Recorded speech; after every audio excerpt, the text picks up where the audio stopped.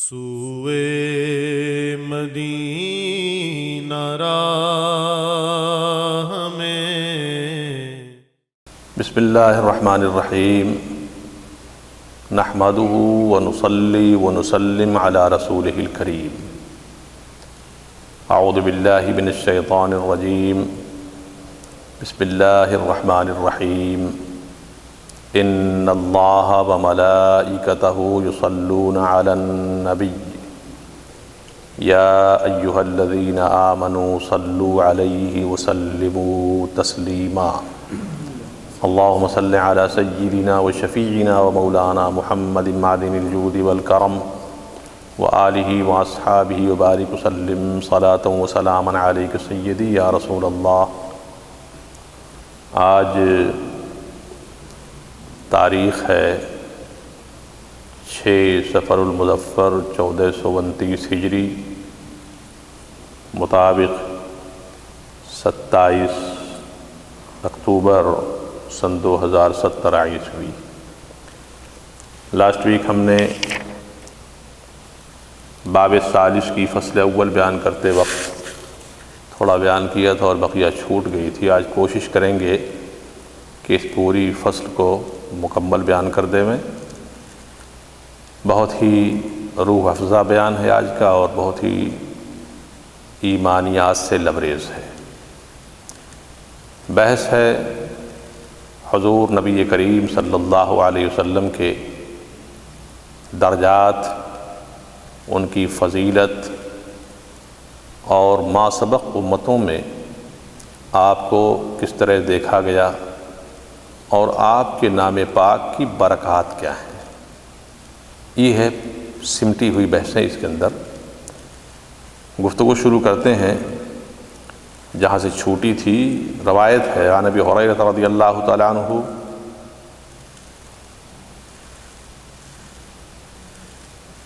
ما من نبی من الانبیاء الا قد اعطی من الآیات ما مثلہ آمن علیہ البشر وَإِنَّمَا كَانَ الَّذِي أُوتِيتُ وَحْيًا أَوْحَى اللَّهُ إِلَيَّ فَأَرْجُو أَنْ أَكُونَ أَكْثَرَهُمْ تَابِعًا يَوْمَ الْقِيَامَةِ۔ معنى هذا عند المحققين بقاء معجزته ما بقيت الدنيا، وسائر معجزات الأنبياء ذهبت للحين ولم يشاهدها إلا الحاضر لها، ومعجزة القرآن يقف عليها قرن بعد قرن عيانا لا خبرا إلى يوم القيامة۔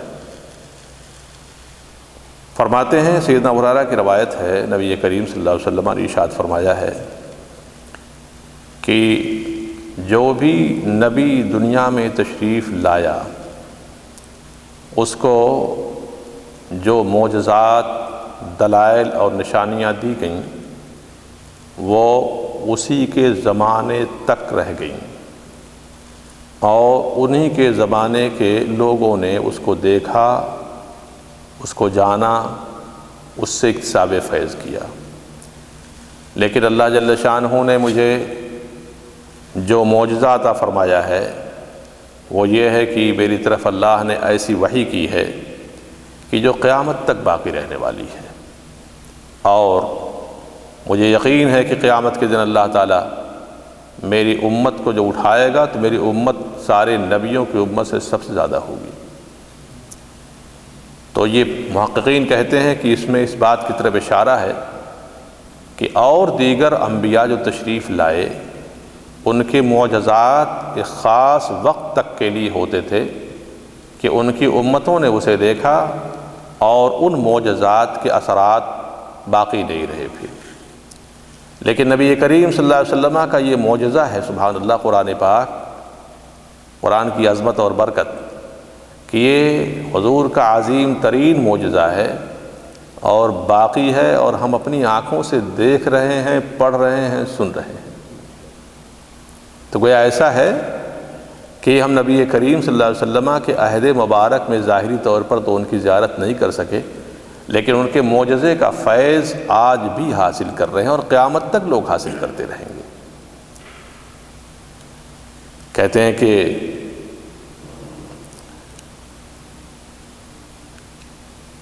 اس بات میں تو بہت ساری بحثیں ہیں۔ امام قاضی ایاز رضی اللہ تعالیٰ عنہ فرماتے ہیں کہ اس کو ہم معجزات کے باب میں اور واضح کریں گے، بیان کریں گے۔ اگلی حدیث پاک ملاحظہ فرمائیے اور ایمان تازہ کیجیے، بڑی پھیلی ہوئی گفتگو ہے یہ۔ وعن علی رضی اللہ تعالی عنہ کل نبی اعطی سبعۃ نجباء وزراء رفقاء من امتہ واعطی نبیکم 14 نجیبا منہم ابو بکر وعمر وابن مسعود وعمار۔ سیدنا علی رضی اللہ تعالیٰ عنہ کی روایت ہے، فرماتے ہیں کہ مجھ سے پہلے جتنے بھی انبیاء دنیا میں تشریف لائے تو ان کے جو نجبا ہوتے تھے، وزراء ہوتے تھے، وہ صرف 7 ہوا کرتے تھے، 7 سے زیادہ تعداد ان کی نہیں ہوئی۔ لیکن اللہ جل شانہ نے مجھے 14 نجیبوں کو عطا فرمایا ہے۔ انہی نجبا میں سے حضرت ابو بکر ہیں، حضرت عمر ہیں اور حضرت ابن مسعود رضی اللہ تعالیٰ عنہ ہیں۔ امام شہاب الدین خفاضی مصری رحمۃ اللہ تعالیٰ علیہ اس حدیث پاک کی تشریح کرتے ہوئے نسیم الریاض شریف کے اندر بیان فرماتے ہیں کہ حضور نے فرمایا کہ مجھے 14 نجبا عطا کیے گئے، ان 14 میں سے صرف 3 کا نام انہوں نے یہاں شمار کیا ہے، سیدنا صدیق اکبر، سیدنا عمر فاروق اور سیدنا عبداللہ ابن مسعود رضی اللہ تعالیٰ عنہم۔ بقیہ کو انہوں نے شمار کرایا ہے، گنتے جائیے گا۔ کہتے ہیں کہ وَإِنِّي قَدْ أُوتِيتُ 14 وَهُمْ حمزہ وجعفر وعلی وحسن وحسین وابو بکر وعمر وعثمان وعبداللہ بن مسعود وابو ذر والمقداد وحذیفہ وعمار وسلمان۔ کہتے ہیں کہ یہ 14 نجبا ہیں کہ اللہ تعالیٰ نے مجھے 14 جو نجبا عطا فرمائے ہیں، اس میں حضرت حمزہ رضی اللہ تعالیٰ عنہ جو حضور کے چچا ہیں اور سید الشہداء ان کا لقب ہے، غزوہ احد کے دن شہید ہوئے اور آپ کا مزار مبارک احد شریف کے دامن میں مرجع خلائق ہے۔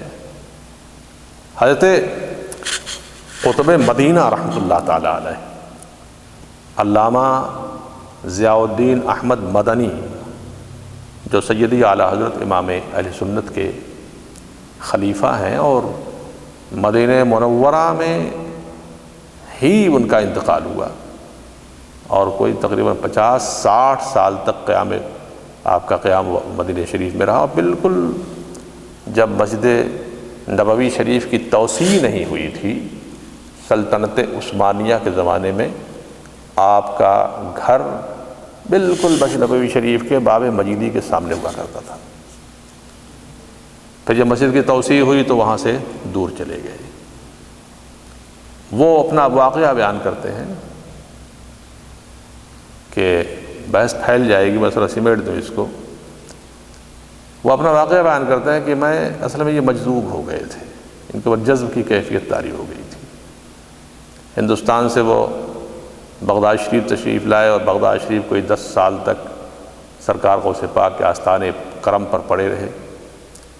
بال، مونچھیں، داڑھیاں سب بڑھ گئیں تو ایک صاحب دل ولی کامل کی توجہ ہوئی اور انہوں نے ان کو پھر سنبھالا اور فرمایا کہ تم مدینہ شریف چلے جاؤ۔ اس وقت سلطنت عثمانیہ کا دورہ تھا، وہی آخری لمحات تھے جب سلطنت عثمانیہ سمٹ رہی تھی اور وہابیت قبضہ کر رہی تھی۔ لیکن جب چلنے لگا میں تو مجھ سے کہنے لگے وہ کہ 2 بات یاد رکھنا۔ نمبر 1، مسجد نبوی شریف کے جمعے کی جب اقامت ہوتی ہے تو اگلی صف میں کبھی نہیں بیٹھنا تو، اور دوسری بات یہ کبھی کسی سے سوال نہیں کرنا تو۔ فرماتے ہیں کہ میں آیا. اس کی وجہ بتائی ہے کہ اس کی وجہ یہ ہے کہ سلطنت عثمانیہ کے زمانے میں جو حضرات مسجد نبوی شریف کی اگلی صف میں بیٹھا کرتے تھے وہ حکومت عثمانیہ کی طرف سے انعامات تقسیم ہوتے تو اگلی صف والوں کو 2 اشرفیاں ملتیں اور ان کے بعد والوں کو 1 اشرفیاں ملا کرتی تھیں. اللہ تعالیٰ ان کے خلفاء کی قبر کو روشن فرمائے. بڑے دل گردے کے لوگ تھے, دین کی بڑی خدمات کی ہیں. پورا ایک بحث, پورا ایک موضوع ہے یہ, اس پر پوری تقریر ہو سکتی ہے. اور دوسری بات یہ ہے کہ کسی سے سوال نہیں کرنا تم. فرماتے ہیں کہ میں آیا, میں کوئی کام تو کر نہیں رہا تھا, مجھ کو کچھ پیسے جو انہوں نے دیے تھے وہ ختم ہو گئے. اب میں کہتے ہیں پھر میں کسی سے کوئی سوال نہیں کر رہا تھا, حتیٰ کہ کئی دن کا فاقہ ہو گیا اور اب یہ ہوا کہ میری روح نکل جائے گی. میں گھر کا دروازہ, اپنے کمرے کا دروازہ بند کیے ہوئے تھا اور اٹھنے کی طاقت نہیں تھی فاقہ کی بنیاد پر, تو میں لیٹا ہوا تھا ایسے ہی, اور یہ تھا کہ اب روح نکلی, اب روح نکلی. اتنے میں دروازے پر دستک ہوتی ہے. میں گھٹنوں چلتے ہوئے گیا کسی صورت, دروازہ کھولا تو ایک صاحب طباق لیے کھڑے ہوئے تھے اور کچھ چیزیں تھیں. فرمایا اس کو رکھو. وہ دے کے چلے گئے. میں نے پوچھا بھی نہیں کون ہیں آپ. تو کہتے ہیں کہ آٹا تھا اور کچھ چیزیں تھیں. تو خیر جلدی سے میں نے کسی صورت سے ایک روٹی بنانے کی کوشش کی تاکہ کھاؤں. جب آٹے کو میں نے کریدا تو اس کے اندر مجھے کچھ اشرفیاں نظر آئیں. الحمدللہ. فرماتے ہیں کہ وہ سیدنا امیر حمزہ رضی اللہ تعالیٰ عنہ تھے اور مدینہ منورہ کی ذمہ داری حضور کی بارگاہ کرم سے انہیں عطا فرمائی گئی ہے. تو اب مدینہ منورہ میں جو بھی کوئی سوالی جائے اور اپنے سوال کو پورا کرنا چاہے, حضور کی بارگاہ میں قبولیت کا درجہ لینا چاہے, تو پہلے احد شریف جائے, وہاں فاتحہ پڑھے, سیدنا امیر حمزہ رضی اللہ تعالیٰ عنہ کی بارگاہ میں اپنا استغاثہ پیش کرے اور پھر وہاں سے آ کر کے حضور کی بارگاہ میں عرض کرے تو اس کی دعا قبول ہو جاتی ہے. اس لیے کہ سیدنا امیر حمزہ حضور کے نجبا میں سے ہیں. امام خفاجی اس کو بیان فرماتے ہیں, حضرت امیر حمزہ رضی اللہ تعالیٰ عنہ اور حضرت جعفر اور حضرت علی, حضرت امام حسن, حضرت امام حسین, حضرت ابوبکر صدیق رضی اللہ تعالیٰ عنہ, حضرت عمر فاروق, حضرت عثمان غنی اور حضرت عبداللہ بن مسعود اور حضرت ابو ذر غفاری اور حضرت مقداد اور حضرت حذیفہ ابن یمان اور حضرت عمار ابن یاسر اور حضرت سلمان فارسی.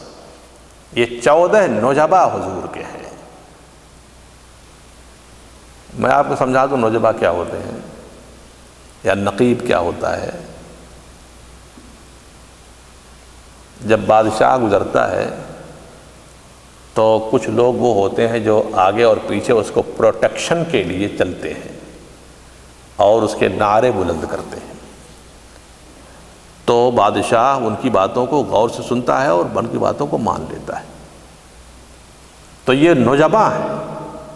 اور اس کی تاریخ معلوم ہے کہ جب احد کے موقع پر صدیق اکبر رضی اللہ تعالیٰ عنہ حضور کے کبھی آگے جاتے کبھی پیچھے, حتیٰ کہ آپ کے بدن اقدس پر تیروں کی ایسی بوچھار ہوئی تھی کہ کئی تیر آپ کے بدن مبارک پر لگ گئے تھے. بہرحال کہتے ہیں کہ حضرت بلال کے بارے میں اختلاف کیا گیا ہے. وہ فی روایت بلال کے بارے میں اختلاف کیا گیا ہے کہ وہ نجبا میں ہیں کہ نہیں ہیں, اللہ اعلم. اب اس کے بعد اس حدیث پاک سے ایک بڑی اچھی بحث امام خفاجی رحمۃ اللہ تعالیٰ علیہ نکال رہے ہیں. آپ لوگ سنو عزیزو, بہت پیاری بحث ہے یہ. کہتے ہیں کہ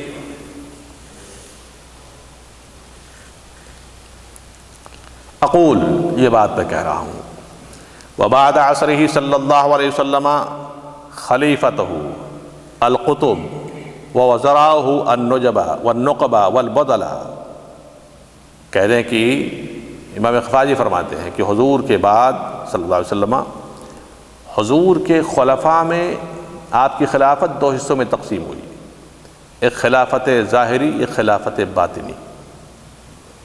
آج کل کے کچھ لوگ تصوف کے اوپر اعتراض کرتے ہیں نا، اس کا جواب یہاں موجود ہے۔ کہتے ہیں کہ تو حضور کے خلفاء میں سے قطب ہیں، اور آپ کے وزراء میں سے وہ نجبا اور نقبا اور بدلا ہیں، اور امام سیوطی نے اپنے رسالے کے اندر کچھ بیتیں نقل کی، اور اس کے بعد پھر حکمت الاشراق کے اندر اس کی مصنف نے اپنی کتاب کے اندر نقل فرمایا، لا بد للہ من خلیفۃ فی ارضہ وانہ قد یکون متصرفا ظاہرا فقط کالسلاطین وباطنا کالاقطاب وقد یجمع بین الخلافتین کالخلفاء الراشدین کابی بکر وعمر بن عبد العزیز رضی اللہ تعالیٰ عنہم۔ کہہ رہے ہیں کہ یہ بات ضروری ہے کہ اللہ تبارک و تعالیٰ کی اس زمین میں اللہ جل شانہ کے طرف سے کچھ حضرات وہ ہوتے ہیں جو تصرف فرماتے ہیں، ان کا اختیار چلتا ہے، ان کا قبضہ ہوتا ہے۔ تو وہ متصرفین جو ہیں ظاہری بھی ہوتے ہیں اور باطنی بھی ہوتے ہیں۔ تو ظاہری متصرفین میں سے کون لوگ ہیں؟ جیسے بادشاہان وقت۔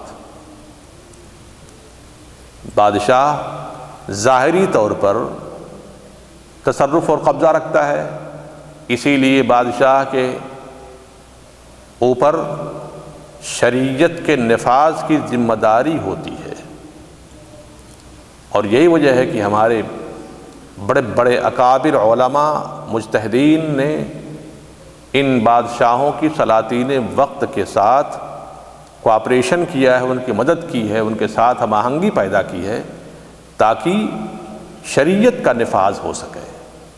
اس لیے کہ اگر بادشاہان وقت بھی شریعت کا نفاذ نہیں کریں گے تو عالم اپنی ساری کاوشیں پیش کرنے کے باوجود بھی کامیابی حاصل نہیں کر سکتا ہے۔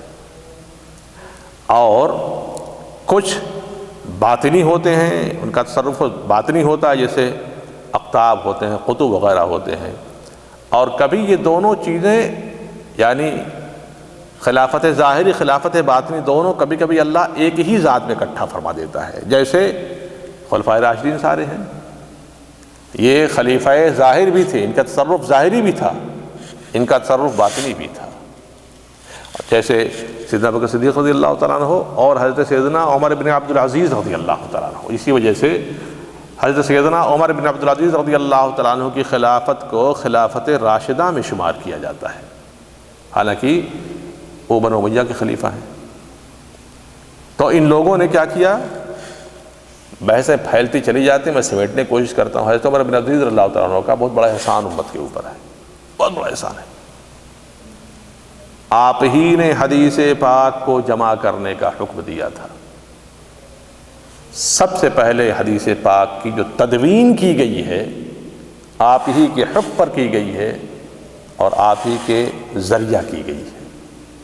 یہ امت پر اتنا بڑا احسان ہے کہ اگر آپ نے حدیث پاک کی تدوین نہ کی ہوتی تو آج یہ نور پارے شہ پارے ہماری نگاہوں سے اوجھل ہوتے ہیں۔ جو پڑھ رہے ہیں یہ انہی کا صدقہ ہے، ہم جو سنا رہے ہیں یہ انہی کا صدقہ ہے۔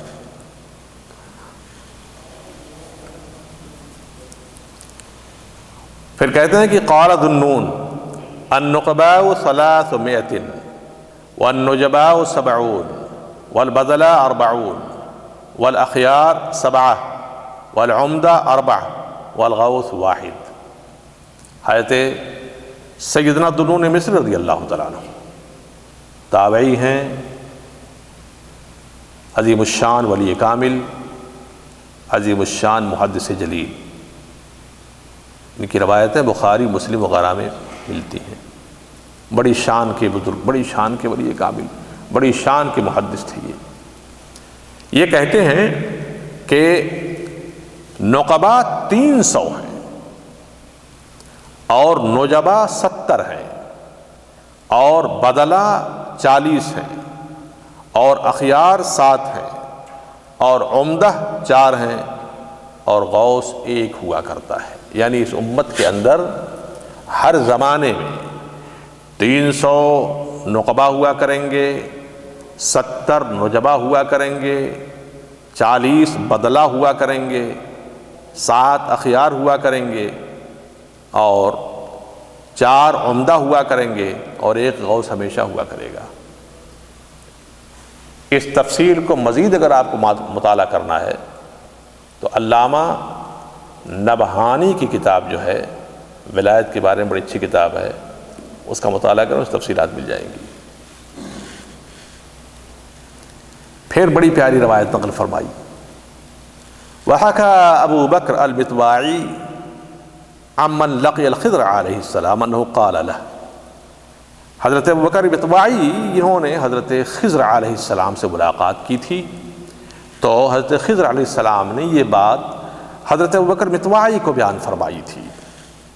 قال له انہ قال له لما قبض رسول اللہ صلی اللہ علیہ وسلم شکت الارض الى ربها وقالت الہی وسیدی بقیت لا يمشي على نبی الا یوم القیامہ فقال اللہ تعالی اجعل على ظهرك من هذه الامة من قلوبهم على قلوب الانبیاء لا اخلیک منهم فقالت له كم هم قال 300 وهم اولیاء و70 وهم نجباء و40 وهم الاوتاد و10 وهم النقباء و7 وهم العرفاء و3 وهم المختارون و1 وهو الغوث فإذا مات جعل واحد من الثلاث مکانہ۔ کہہ رہے ہیں کہ حضرت خضر علیہ السلام نے حضرت ابوبکر متواعی رضی اللہ تعالیٰ عنہ سے بیان فرمایا کہ جب نبی کریم صلی اللہ علیہ وسلم ظاہری دنیا سے پردہ فرما گئے تو زمین نے رب کریم کی بارگاہ میں یہ شکایت کی، یہ استغاثہ کیا، یہ عرض کی۔ بڑی پیاری روایت ہے۔ کیا کہا؟ الہی و سیدی، میرے معبود، میرے پروردگار، میں تو رہ گئی لیکن اب آج کی تاریخ سے میرے اوپر کوئی نبی نہیں گزرے گا، اب قیامت کے دن ہی کوئی میرے اوپر گزرے گا۔ اللہ اکبر۔ اللہ تعالی نے ارشاد فرمایا زمین میں اس امت سے، حضور نبی محترم صلی اللہ علیہ وسلم کی امت مبارکہ سے ایسے لوگوں کو تم پر چلاؤں گا کہ جن کے دل نبیوں کے دل کے فیضیاب ہوں گے، سمجھا نا؟ اور میں اس سے تجھ کو کبھی خالی نہیں رکھوں گا۔ یعنی جب تک قیامت قائم نہ ہو جائے گی اس زمین پر یہ پاکیزہ ہستیاں موجود رہیں گی۔ کہتے ہیں کہ زمین نے پھر عرض کیا تو رب کریم کم ہم، وہ کتنے ہوں گے وہ لوگ؟ اللہ نے ارشاد فرمایا کہ 300 تو اس میں اولیاء ہوں گے، 70 اس میں نجبہ ہوں گے، 40 اوتاد ہوں گے، 10 نقبہ ہوں گے، 7 عرفا ہوں گے، 3 مختار ہوں گے، اور 1 غوث ہوا کرے گا۔ اور جب ان میں سے کوئی انتقال کرے گا تو دوسرے کو اس کی جگہ پہ لا کر کے منتقل کر دیا جائے گا۔ اس کی پوری بحث امام اہل سنت نے الملفوظ شریف کے اندر اور بھی ڈیٹیل بیان فرمائی ہے۔ پڑھو آپ لوگ ملفوظ شریف مطالعہ کیا کرو۔ ملفوظ شریف سرکار اعلیٰ حضرت کی وہ انسائکلوپیڈیا ہے وہ۔ تو جو یہ زمین ہے نا، یہ زمین کبھی اولیاء سے خالی نہیں ہوگی، کبھی اوتاد سے خالی نہیں ہوگی، کبھی ابدال سے خالی نہیں ہوگی، کبھی غوث سے خالی نہیں ہوگی۔ لیکن خود اس ولی کو یہ نہیں معلوم ہے کہ میں ولی ہوں، اس لیے کہ اس کی ولایت کو چھپا دیا جاتا ہے۔ کہیں ایسا نہ ہو کہ کبھی نفس غالب آ جائے اور پراؤڈ اور غرور پیدا ہو جائے تو اس شخص کی ولایت کو فوراً سلب کر لیا جاتا ہے۔ اس لیے ولی کو خود نہیں معلوم ہوتا کہ میں ولی ہوں، اور جو شخص اپنی ولایت کا ڈھنڈورا پیٹے بہت بڑا جھوٹا ہے، وہ بہت بڑا جھوٹا ہے وہ۔ بہرحال تو وقال صلی اللہ علیہ وسلم ان اللہ قد حبس علی مکہ الفیل وسلط علیہم ورسولہ والمؤمنین، اور اللہ تبارک و تعالیٰ نے اصحاب فیل سے مکہ مکرمہ کو محفوظ فرما دیا۔ ابرہہ نے کوشش کی کہ مکے کے اندر جائے، کعبۃ اللہ المشرفہ کو ڈھا دے، ڈسٹرائے کر دے، لیکن رب کریم نے حفاظت فرمائی۔ لیکن اسی مکے سے ہمارے آقا صلی اللہ علیہ وسلم کو نکلنے کے لیے مجبور کیا گیا تھا، اور پھر ایک منزل ایسی آئی کہ اسی مکے نے ویلکم کیا، حضور کا خوش آمدید کیا ہے، اور حضور انتہائی شان کے ساتھ تشریف لے جاتے ہیں، اور شان کی کیفیت جو حدیث پاک اور تاریخ اور بیان فرمائی گئی ہے کہ جب آپ کی اونٹنی شریف حدود مکہ میں داخل ہو رہی تھی تو سر مبارک اونٹنے کی کوہان پر جھکا ہوا تھا، اور تواضع اور انکساری کی کیفیت یہ تھی کہ دیکھنے کے لائق تھی صلی اللہ علیہ وسلم۔ فرماتے ہیں کہ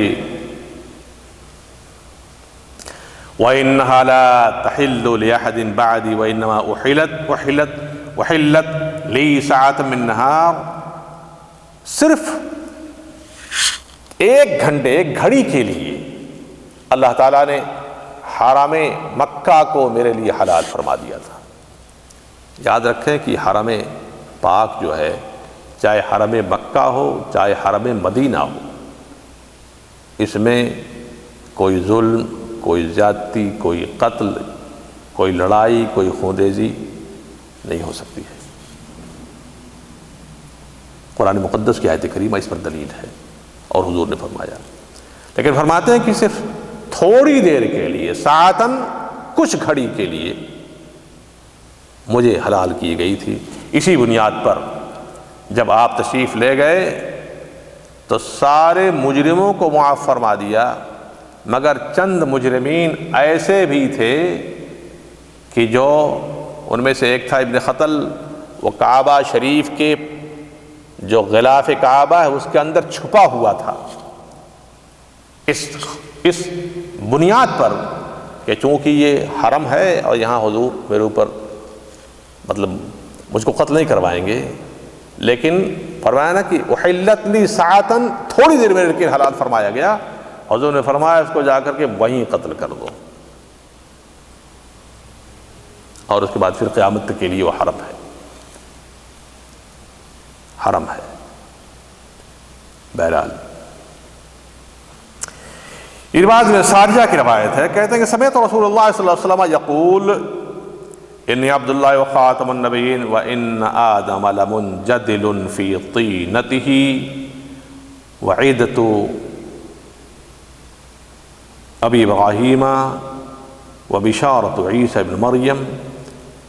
حضرت ارباز بن ساریہ کہتے ہیں کہ میں نے نبی کریم صلی اللہ علیہ وسلم کو فرماتے ہوئے سنا، میں عبداللہ ہوں، اللہ کا بندہ ہوں، میں خاتم النبیین ہوں، نبیوں کا ختم فرمانے والا ہوں، اور میں اس وقت بھی نبی تھا جب آدم علیہ السلام کا خمیر شریف گوندھا جا رہا تھا، اور میں اپنے باپ ابراہیم علیہ السلام کی دعا ہوں، عیسیٰ ابن مریم علیہ السلام کی بشارت ہوں۔ یہی حدیث آگے جا کر کے تھوڑا اور تفصیل کے ساتھ آئی۔ یہاں پہ ایک سوال ہے دماغ میں آیا ہے میرے، آپ لوگ بھی سن لیجیے۔ حضور نے فرمایا خاتم النبیین، اور یہی ورڈ جو ہے قرآن میں آیا ہوا ہے، ما کان محمد ابا احد من رجالکم ولکن رسول اللہ وخاتم النبیین۔ محمد تم میں سے کسی کے باپ نہیں ہے صلی اللہ علیہ وسلم، اللہ کے رسول ہیں اور خاتم النبیین ہیں، نبیوں کے ختم فرمانے والے۔ تو کوئی قادیانی آپ سے یہ کہہ سکتا ہے کہ نبوت تو ختم ہے مگر رسالت کا کوئی ذکر نہیں کیا گیا یہاں پہ؟ خاتم الرسول تھوڑی، خاتم النبیین ہوں۔ تو نبوت ٹھیک ہے، نبوت کے دروازے بند ہو گئے، اب کوئی نبی نہیں آئے گا، مگر رسول تو آ سکتا ہے۔ سوال سمجھ میں آیا؟ جواب سنیں۔ نبوت رسالت سے کمتر درجہ رکھتی ہے اور رسالت نبوت سے بلند ہے۔ رسول صاحب کتاب ہوتا ہے اور نبی اپنے ما سبق رسول کا تابع بھی ہوتا ہے اور اس پر کتاب بھی آ سکتی ہے۔ تو جب نیچے کا درجہ بند ہو جائے گا تو اوپر کا درجہ کیسے کھل سکتا ہے؟ جب نبوت ہی منقطع ہو گئی ہے تو رسالت جو اس سے اہم اور اعظم ہے وہ کیسے جاری رہ سکتی ہے؟ تو فرماتے ہیں کہ میں خاتم النبیین ہوں اور میں اس وقت بھی نبی تھا جب آدم، اس حدیث پاک کی تشریح ترمذی شریف وغیرہ میں جائی ہوئی ہے، کنت نبیّا وآدم بین الماء والطین، میں اس وقت بھی نبی تھا جب آدم علیہ السلام کا خمیر ابھی گونتھا جا رہا تھا۔ یہ بات سمجھنے کی ہے نا، نبی تھا۔ نبوت ایک صفت ہے، ایک کوالٹی، ایک ایٹریبیوٹ ہے یہ، اور صفت ہمیشہ اپنے موصوف سے ساتھ پائی جاتی ہے۔ جب کوئی بھی چیز کسی صفت سے متصف ہوگی تو جب صفت کا ذکر ہوگا تو موصوف آٹومیٹکلی اس میں مذکور ہو جایا کرتا ہے۔ میں نبی تھا، کنت نبی، میں نبی تھا۔ تو نبی اس وقت نبوت آپ سے متصف ہو چکی تھی، گویا صفت نبوت بھی موجود تھی اور یہ صفت جس سے ملی ہوئی تھی وہ موصوف بھی موجود تھا، ہے نا؟ تو سوال پیدا ہوتا ہے کہ جب میں اس وقت نبی تھا تو پیدائش ظاہری کے بعد، ولادت طیبہ کے بعد 40 سال گزرنے کے بعد آپ نے پھر اعلان نبوت فرمایا ہے، تو اس میں کوئی استحالہ نہیں بھائی۔ اعلان نبوت اور چیز ہے۔ کتنے، میں آپ کو مثالیں دے کے سمجھا دوں۔ کسی ملک کا قانون پارلیمنٹ میں پاس ہو گیا ہے، ابھی اس کو ایشو کرنے کی بات نہیں ہو رہی ہے، قانون موجود ہے، قانون موجود ہے، اور اس کے بعد پھر ایک دن ایسا ہوا کہ اس کو پاس کر دیا گیا، یعنی اعلان کر دیا گیا کہ آج سے یہ رول نافذ ہو رہا ہے۔ تو حضور کی نبوت کریمانہ اس وقت بھی تھی اور اس وقت بھی آپ نبی تھے، اسی نبوت کا اعلان کرنے کا حکم دیا گیا ہے کہ اب آپ نبوت اعلان کر دو۔ بعض حضرات لا علمی کی بنیاد پر کہہ دیتے ہیں کہ آپ کو 40 سال کی عمر میں نبوت عطا کی گئی، ملی۔ بڑی غلط سی بات ہے، ایسا نہیں بولنا چاہیے، احتیاط کرنا چاہیے، مقام نبوت ہے یہ۔ بیچ میں ایک دو حدیثیں ہیں، اس کو ہم چھوڑ رہے ہیں، آگے آ رہے ہیں تھوڑا۔ انا نفر من اصحاب النبی من اصحاب رسول اللہ صلی اللہ علیہ وسلم قالوا یا رسول اللہ اخبرنا عن نفسک، ایک روایت میں ہے عن ابی ذر شداد بن اوس وانس بن مالک رضی اللہ عنہم قال نعم انا دعوت ابی ابراہیم، یعنی قوله تعالی ربنا وبعث فیہم رسولا منہم وبشر بی عیسیٰ ورأت امی حین حملت بی انہ خرج منها نور اضاء له قصور بصرى من ارض الشام واسترضعت في بني سعد بن بكر فبين انا مع اخ له خلف بيوتنا نرعى بهما لنا اذ جاءني رجلان عليهما ثياب بيض، وفي حديث آخر 3 رجال بطست من ذهب مملوة ثلجا فأخذاني فشقا بطني قال في غير هذا الحديث من نحري إلى مراق بطني ثم استخرج منها قلبي فشقاه فاستخرج منها علقة سوداء فطرحاها ثم غسل قلبي وبطني بذلك الثلج حتى أنقياه. قال في حديث آخر ثم تناول أحدهما شيئا فإذا بخاتم في يده من نور يحار الناظر دونه فختم به قلبي فامتلأ إيمانا وحكمة ثم أعاده مكانه وأمر الآخر يده على مفرق صدري فالتام. یعنی ایک روایت ہے اور روایت میں جتنے بھی اختلافی گوشے تھے انہوں نے سب کو لے لیا ہے. میں خلاصہ بیان کر رہا ہوں اس کا. تو صحابہ نے سے عرض کیا رسول اللہ ہمیں آپ اپنے بارے میں بتائیے، اخبر نفسک، ہمیں آپ اپنے بارے میں بتائیے.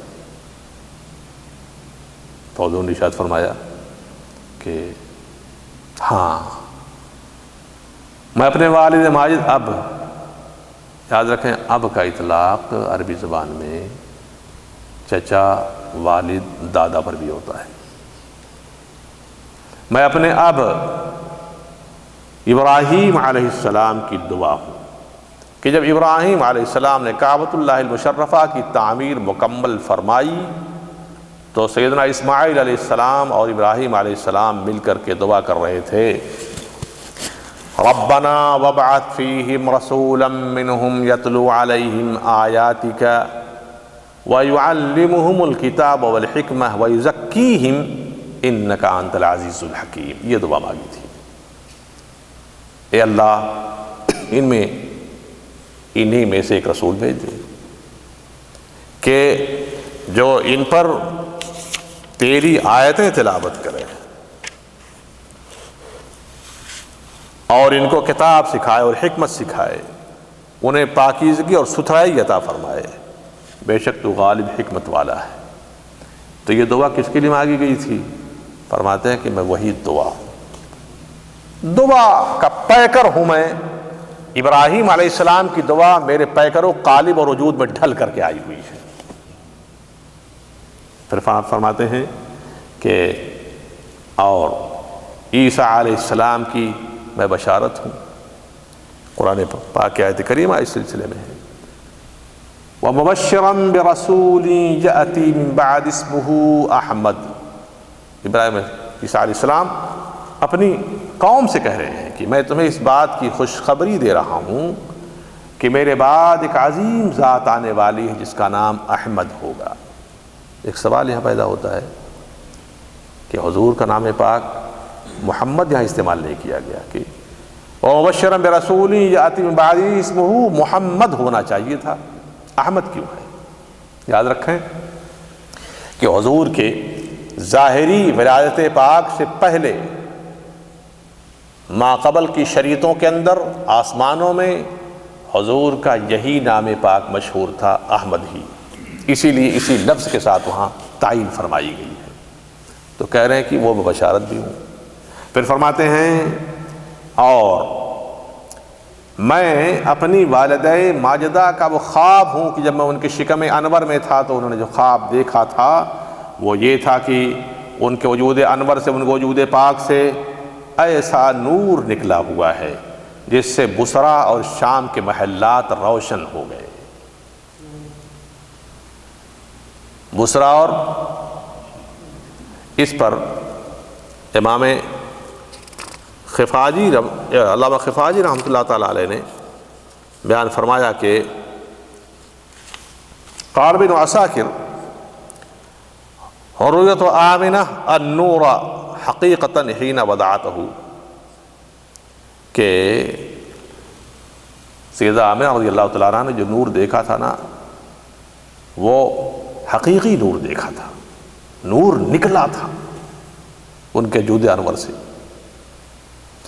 اور کہہ رہے ہیں کہ وَأَمَّا رُؤْيَتُهَا لَهُ حِينَ حَمَلَتْ فَكَانَتْ فِي الْمَنَامِ كَانَ كَمَا قَالَهُ الْوَاقِدِي، کہ یہ جو شام کے بصرہ وغیرہ کے دیکھنے کے نور کے بارے میں ہے۔ اس پر پھر انہوں نے اپنی بات بیان فرمائی کہ واقدی، امام واقدی رحمۃ اللہ تعالی فرماتے ہیں کہ اس سے مراد سیدہ آمنہ نے ظاہری نور نہیں بلکہ خواب میں وہ انوار دیکھے تھے، اللہ عالم۔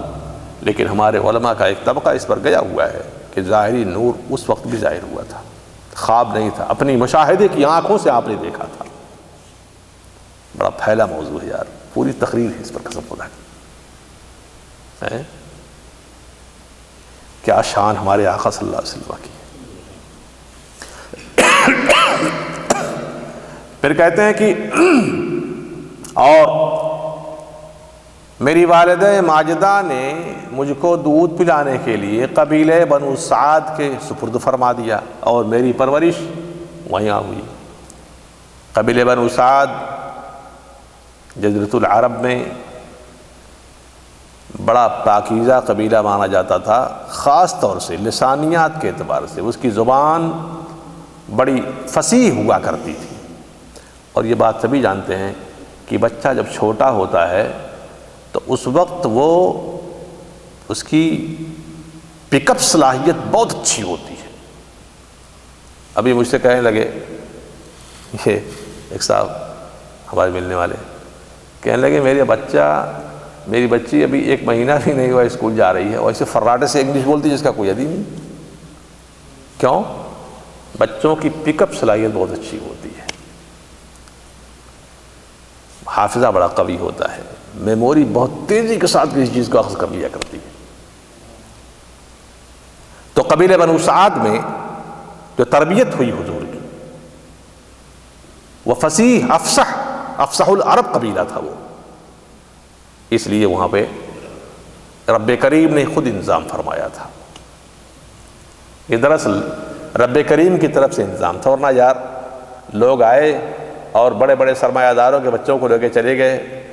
حضرت حلیمہ سعدیہ رضی اللہ تعالی عنہا تلاش کرتی سیدنا عبد المطلب رضی اللہ تعالیٰ عنہ کے خانہ اقدس مقدس گھر پر تشریف لے جاتی ہیں، اور اس کے بعد پھر وہاں سے بچے کو لے کر کے چلتی ہیں، اور پھر اسی وقت سے کرامات اور ارہاس نبی سے اعلان نبوت سے پہلے جو خرق عادت فعل صادر ہوا کرتا ہے، نہیں سمجھا آپ نے، جو دماغ اور عقل کو عاجز کرنے والا فعل صادر ہوا کرتا ہے نبوت کے اعلان سے پہلے نبی سے، اس کو ارہاس کہتے ہیں، الف را ہا صاد، ارہاس۔ اور اعلان نبوت کے بعد وہی چیز معجزہ کہی جاتی ہے۔ تو کتنے ارہاسات کا صدور ہو رہا ہے، اونٹنی تیز چل رہی ہے، بکریوں کے تھنوں میں دودھ بڑھ گئے، جہاں جہاں سے گزر رہے ہیں ہریالیاں بڑھتی چلی جا رہی ہیں، وغیرہ وغیرہ وغیرہ وغیرہ وغیرہ۔ پھر کہتے ہیں کہ اب چونکہ سوال کرنے والے کا سوال کیا تھا کہ آپ اپنے بارے میں بتائیں، اب بتا رہے ہیں حضور۔ کہتے ہیں کہ پھر ایک دن ایسا ہوا کہ میں اپنے بھائی کے ساتھ اپنے گھر کے پچھواڑے بیک یارڈ میں بکریوں کو چرا رہا تھا کہ اچانک 2 آدمی آئے جن کے اوپر انتہائی سفید کپڑا تھا۔ دوسری حدیث میں ہے کہ 3 آئے، اور وہ لوگ ایک سونے کی رکاب تشت لے کر کے آئے، پلیٹ لے کر کے آئے جو برف سے بھری ہوئی تھی، مملوءتاً ثلجن، برف سے، کوئی اسی چیز سے اس کے اندر سے برف ہو، بڑی بھری ہوئی تھی وہ رکابی۔ تو ان دونوں نے مجھ کو پکڑا اور اس کے بعد میرے پیٹ کو چیر ڈالا۔ ایک حدیث میں ہے کہ من نہری الی مراق بطنی نہر، یہاں سے یعنی حلق سے لے کر کے ناف کے اندر جو نرم حصہ ہوتا ہے جس کو جھلی بولتے ہیں، وہاں تک چیر دیا، پھاڑ دیا۔ اس کے بعد پھر ان دونوں نے اس میں سے میرا دل نکالا، اللہ اکبر، فشقاہ، پھر دل کو بھی چیر دیا، ڈبل آپریشن، ڈبل سرجری، حلق مبارک سے لے کر کے ناف شریف تک پہلا آپریشن، پھر وہاں سے پاکیزہ دل کو لیا گیا، اس کو پھر چیرا گیا۔ کہتے ہیں اس کے بعد فاستخرج منه علقة سوداء فطرحها، دل کو چیرا تو اس میں سے کوئی کالی چیز تھی نکلی، اس کو نکال کر پھینک دیا. ثم غسل قلبی، پھر میرے دل کو دھو دیا، وبطنی، اور میرے پیٹ کو بھی دھو دیا، بذالک الثلج، اسی برف سے، حتی انقیاہ، یہاں تک کہ دل بھی اور شکم انور بھی دونوں بالکل ستھرے پاکیزہ کلین ہو گئی. ایک دوسری روایت میں ہے کہ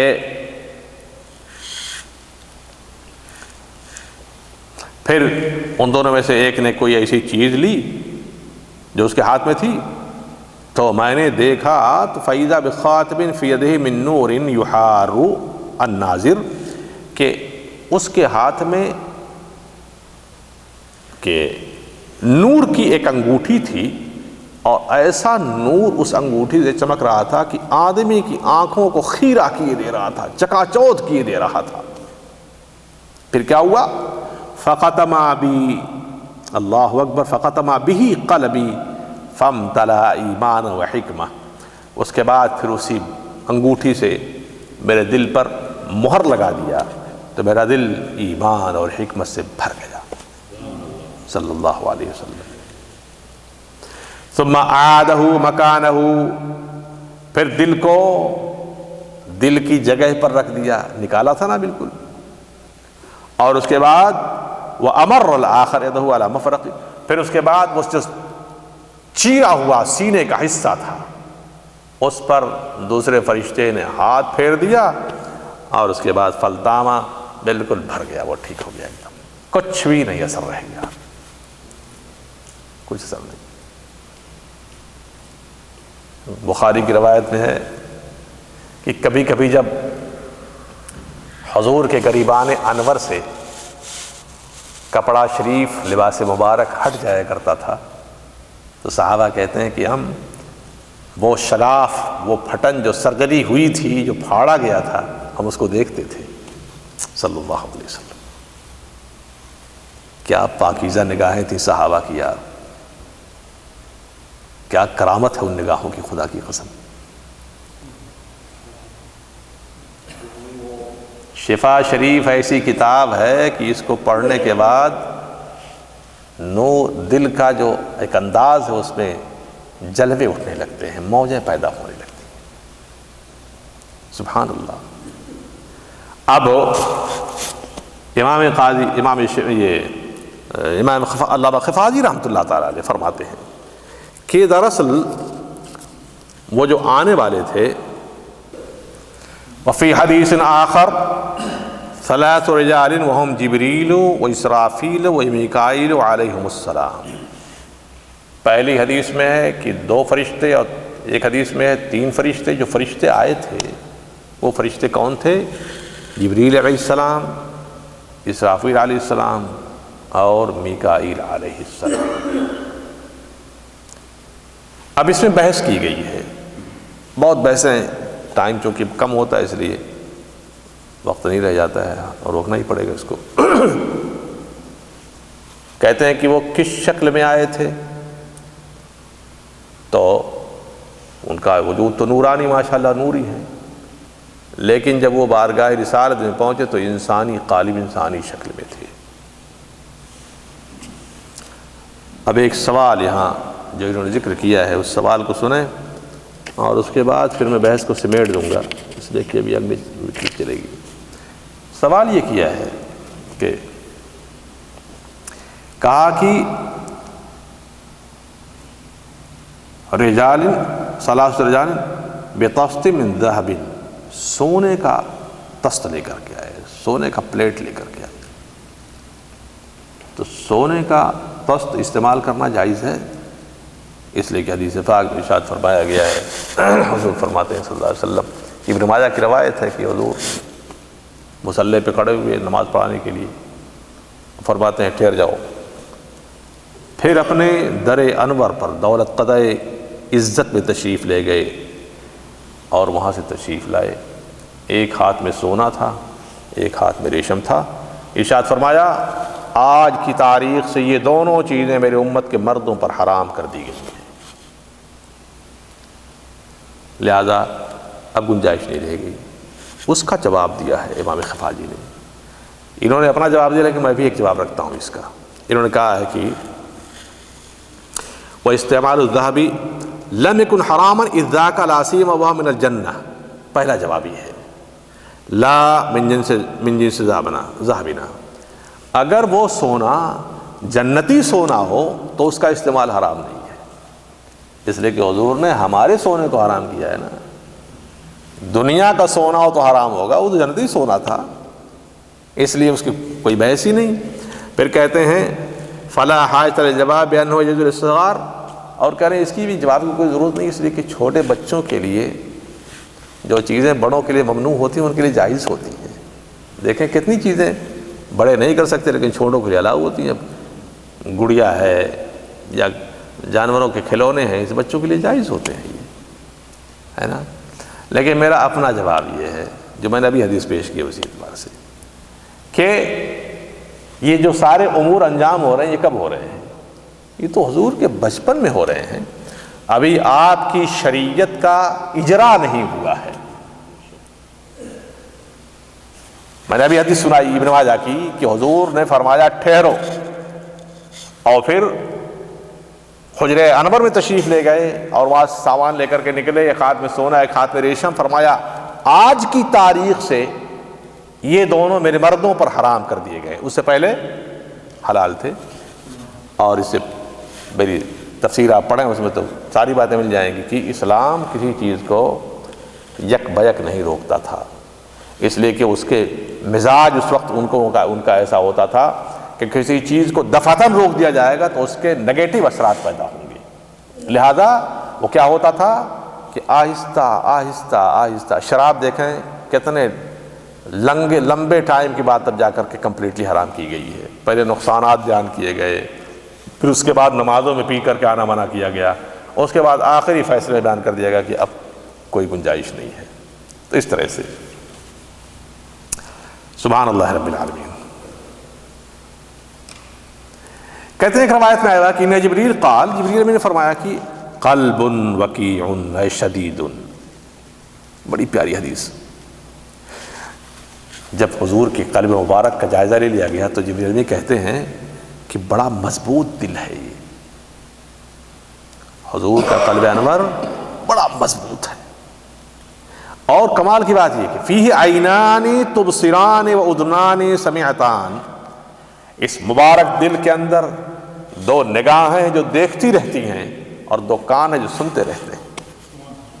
اب پتہ چل گیا دور و نزدیک کے سننے والے وہ کان لعل کرامت پہ لاکھوں سلام، اور تو اب حضور کا غلام، حضور کا امتی دنیا کے کسی گوشے سے الصلاۃ والسلام علیک سیدی یا رسول اللہ کہہ رہا ہے، تو بشری تقاضوں کے پیش نظر چلو تھوڑی دیر تسلیم ہی کر لیا جائے کہ آپ کے ظاہری کان جو بشریت کے لباس میں ہیں نہ سن سکتے ہوں، لیکن یہ کان جو دل کا کان ہے وہ سنے گا کہ نہیں سنے گا؟ ہم مانتے ہیں کہ بشری تقاضوں کے پیش نظر آپ کے چہرے انور پر چمکتی ہوئی مبارک آنکھیں، حجاب اس کا کوئی بن سکتا ہے، لیکن یہ قلب انور کی جو آنکھ ہے اس پر کیا حجاب بن سکتا ہے؟ اس میں کون رکاوٹ ڈال سکتا ہے؟ تو گویا کہ امام قاضی عیاض رحمۃ اللہ تعالیٰ علیہ نے اس حدیث پاک اس جز کو نقل کرنے کے بعد بہت بڑے مسئلے کا حل بیان فرما دیا۔ یہ جو حضرات اعتراض کرتے ہیں ان کو اس حدیث کو پھر پڑھنا چاہیے۔ ثم قال احدهما لصاحبه زنه بعشرة من امتي فوزنني بهم فرجحتهم، ثم قال زنه ب100 من امتي فوزنني بهم فوزنتهم، ثم قال زنه ب1000 من امتي فوزنني بهم فوزنتهم، ثم قال دعه عنك فلو وزنته بامته لوزنها۔ ایک روایت میں آیا ہوا اسی حدیث کے اندر یہ حضور بیان فرمانے ہیں سب کی، چونکہ حضور سے پوچھا گیا کہ آپ بیان فرمائیں نا، تو حضور بیان فرمائیں۔ پھر کہتے ہیں کہ حدیث میں آیا ہوا ہے کہ اس کے بعد ان میں سے دونوں فرشتوں میں سے ایک نے کہا اچھا ان کا ایسا کرو کہ ان کو امت کے 10 آدمیوں کے برابر تولا جائے، ان کو وزن کیا جائے۔ تو کہہ رہے تھے کہ پھر میرے کو وزن کیا گیا تو میں ان 10 پر بھاری پڑ گیا، تو کہا کہ اچھا 100 پر وزن کیا جائے، پھر 100 پر وزن کیا گیا، پھر میں ان پر بھاری پڑ گیا۔ کہتا اچھا 1000 پر وزن کیا جائے، پھر وزن کیا گیا، پھر میں بھاری پڑ گیا۔ تو کہتے ہیں کہ چھوڑ دو، ساری امت کے مقابل میں وزن کرو گے یہ بھاری ہو جائیں گے، یہ بھاری ہو جائیں گے۔ یعنی خود فرشتے نے فیصلہ کر دیا کہ رسول کریم امت میں کسی کے برابر نہیں ہے، رسول کریم امت میں کسی کے برابر نہیں ہے۔ یہ کتنی بڑی بے وقوفی کی بات ہے کہ امتی ان کی برابری کا دعویٰ کرے۔ لا حول ولا قوت الا باللہ۔ یعنی دیکھ لیں 10 100 1000 اور پھر آخر میں کیا فیصلہ کیا؟ کہتے ہیں کہ دعہ عنک فلو وزنتہ بامتہ لوزنہا، اگر ساری امت کے مقابل میں ان کو وزن کرو گے نا یہ راجح ہو جائیں گے، ان کا وزن بڑھ جائے گا، ان کا وزن زیادہ ہو جائے گا۔ کتنی قدم قدم پر تو یعنی لہجہ لہجہ اس بات کی وضاحت موجود ہے کہ نبی کریم صلی اللہ علیہ وسلم کی شان کرم، آپ کا وجود انور کائنات کی ہر چیز سے بلندر ہے۔ پھر کہتے ہیں کہ ایک حدیث میں ہے ثم ضموني الى صدورهم وقبلوا براسي وما بين عيني ثم قال يا حبيب لم ترى انك لو تدري ما يراد بك من الخير لقرت عيناك۔ اسی حدیث کا ایک اور حصہ بیان کر رہے ہیں کہ اس کے بعد پھر کیا کیا کہ ان لوگوں نے مجھ کو اپنے سینے سے ملایا، اور سینے سے ملانے کے بعد پھر میرے سر کو اور میری آنکھوں کو چوما، بوسہ دیا، اور کہتے ہیں کہ یہ حبیب گھبرائیے نہیں، اگر آپ کو معلوم ہو جائے نا کہ رب کریم آپ کے ساتھ کیا بھلائی چاہتا ہے تو آپ کی دونوں آنکھیں ٹھنڈی ہو جائیں گی۔ یہ سارے مراحل جو گزرے ہیں نا کہ سر مبارک کو شق کیا گیا، دل مبارک نکالا گیا، دھویا گیا، اس کو شق کیا گیا وغیرہ وغیرہ، یہ کیا ہے؟ الم نشرح لک صدرک ووضعنا عنک وزرک الذی انقض ظہرک ورفعنا لک ذکرک۔ یہ ساری پروسیس اس لیے ہے کہ میرے حبیب آپ کا ذکر جمیل اتنا بلند کیا جائے گا، اتنا بلند کیا جائے گا، اتنا بلند کیا جائے گا کہ اذاں کیا، جہاں دیکھو ایمان والو پسے ذکر حق ذکر ہے مصطفیٰ کا صلی اللہ علیہ وسلم۔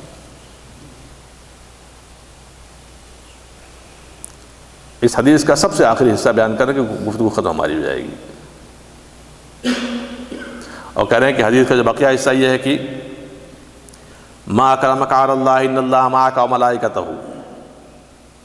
اور حدیث ابو ذر میں ہے کہ فما ہوا الا ان ولی عنی فکأنما ارى الامر معائنۃ، کہ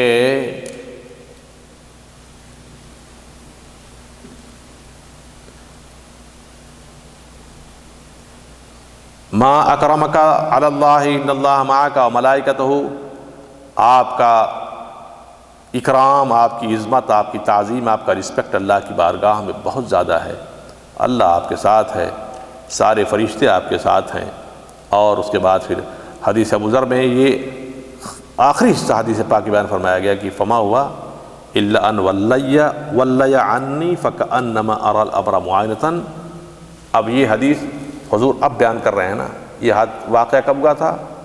یہ حضور کے بچپن کا واقعہ ہے، اس کو حضور اپنی زبان میں بیان فرما رہے ہیں۔ جب صحابی نے ان سے سوال کیا اس وقت کی یہ کیفیت ہے، فرماتے ہیں کہ پھر وہ دونوں چلے گئے نا، دونوں فرشتے آئے تھے چلے گئے، ایسا جیسے میں ان کو ابھی اپنی آنکھوں سے دیکھ رہا ہوں۔ فرمایا میں ابھی اپنی آنکھوں سے دیکھ رہا ہوں۔ اللہ اکبر اللہ۔ تو یہ حضور کی شان کرم ہے۔ حضور کے بقیہ گفتگو انشاءاللہ اس حدیث کی فصل کی اگلے ویک سماعت کیجیے گا۔ اللہم صلی علی سیدنا و شفیعنا مولانا محمد بارک وسلم صلاۃ و سلام علیک سیدی یا رسول اللہ رب کریم۔ حدیث پاک کی ترجمانی، تشریح اور تفصیلات و تفسیر میں اگر مجھ سے کوئی خطا ہوئی ہو، لغزش ہوئی، اسے معاف فرما، اور امام قاضی عیاض کا یہ روحانی مالک مولا اثر جو تو نے ان کے دل پر ڈالا تھا، ہمارے دل پر ڈال دے، اپنے حبیب کی محبت سے ہمارے دلوں کو منور و مجلہ فرما، ایمان پر قائم رکھ، ایمان پر موت عطا فرما، اور قیامت کے دن عشق مصطفیٰ سے شرسار ہماری قبروں سے ہمیں اٹھا۔ وصلی اللہ تعالی علی خیر خلقہ ونور عرشی سیدنا مولانا محمد والی و اصحابہ اجمعین برحمتک یا ارحم الراحمین بحق لا الہ الا اللہ محمد رسول اللہ صلی اللہ علیہ وسلم۔ قلب و نظر ہے ساتھ اکیلا